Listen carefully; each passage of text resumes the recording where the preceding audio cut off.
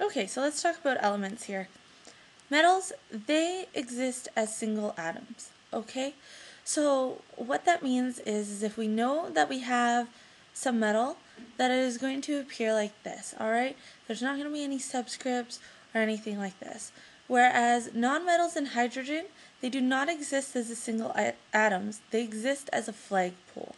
So here we've got H2, and we've got N2, O2, F2, Cl2, Br2, and I2. So if you can remember that all of these are going to be 2, then you have the 2 exceptions, which are P4 and S8. Okay?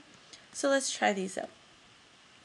Here we've got copper, O2 is oxygen gas, whereas Al is going to be aluminum. Okay?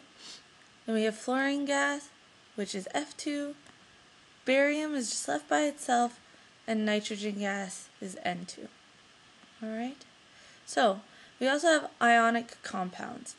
An ionic compound is when a metal and a nonmetal are polyatomic ions. So, we have some monovalent, so for example, we have K plus B2, or we have multivalent metals. So this is where, so monovalent has kind of only one option. There's, for potassium it only gives up one of its electrons. Whereas iron can give up either 2 or 3 of its electrons, okay? Charges on the ions are a result of taking or giving electrons. So if we're going to go to the formula name, we're going to name the first ion, then brackets for the charge of the multivalent, and then the name of the second ion. So, in effect, it goes the first element, then brackets, the second element, and then we're going to finish it off with "ide." So, in the first instance here, we have aluminum chloride.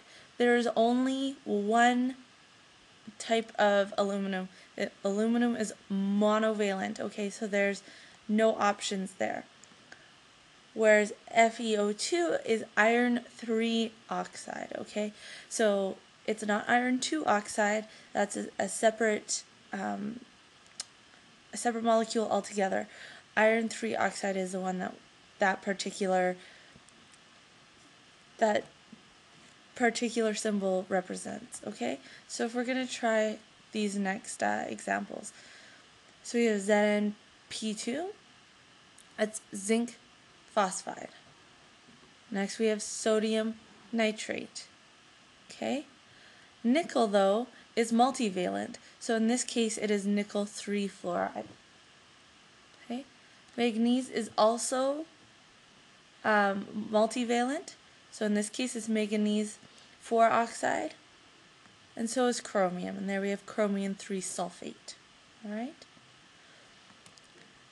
If we go from a name to a formula, that means we're going to write the symbol for each ion, and then add subscripts to balance the charges. So the charges should always equal 0, okay?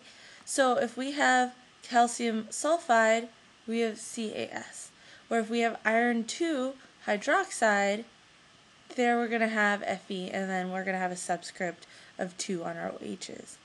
So if we try these next ones, you're going to have lithium bromide is going to be represented there. Sodium phosphate gets some subscripts. Magnesium nitride also has subscripts. Ammonium sulfate, got some there. And calcium phosphate, okay? So next we're going to talk about hydrated compounds.